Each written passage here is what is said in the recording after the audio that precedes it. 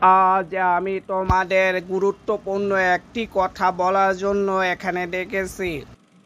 তোমরা সবাই তো জানো যে আমাদের কোকা-কোলা কোম্পানি বয়কটের শিকার হয়েছে। তাই আমি চাচ্ছি মানুষকে এই ভুল ধারণা ভেঙে দেওয়ার জন্য।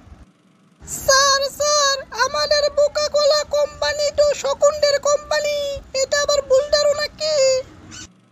চুপ বেটা চুপ। এমনই তো বয়কটের শিকার হচ্ছি। তোর কথা শোনার পর জনগণ আমাদের বাস ঢুকাবে। চুপ। আচ্ছা ঠিক আছে, এইসব কথা বাদ দাও, এখন কাজের কথায় আসো। আমার একটি পরিকল্পনা আছে যা দ্বারা আমরা বয়কট থেকে উদ্ধার পেতে পারি এবং জনগণকে বোকা বানাতে পারি। শোনো তাহলে আমার পরিকল্পনা। কিছু ভালো ভালো অভিনেতা নিয়ে আমি একটি অ্যাড বানাবো, যার দ্বারা বোঝাতে চাইবো যে এই কোম্পানি শকুনদের কোম্পানি না। জনগণ যেই বোকা।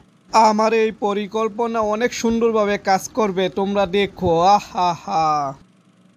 বাহ বাহ স্যার, আপনাকে দেখা যায় আমাদের শকুনরা নোবেল পুরস্কার দিয়ে দিবে। বাহ। স্যার খবর রাখেন কি হচ্ছে এখন। কেন কেন কি হয়েছে বলো আমাকে। আপনার কথা মতো অ্যাড করার পর এখন তো আমাদের ব্যবসা আরো খারাপ হয়ে গেছে। আগে তো কিছু বেচাকিনি করে আমাদের বেতন দেওয়া গেছে, এখন মনে হয় তাও বন্ধ হয়ে যাবে। না না, এটা কি হলো না? কত আশা করে আমি এটি তৈরি করেছিলাম যে শকুনরা খুশি হয়ে আমাকে প্রমোশন দিবে। আপনি তো ভেবেছিলেন বাঙালিরা বোকা, কিছু বুঝবে না, যা বলবেন তাই বিশ্বাস করবে। এখন দেখলেন তো কি হলো এটা।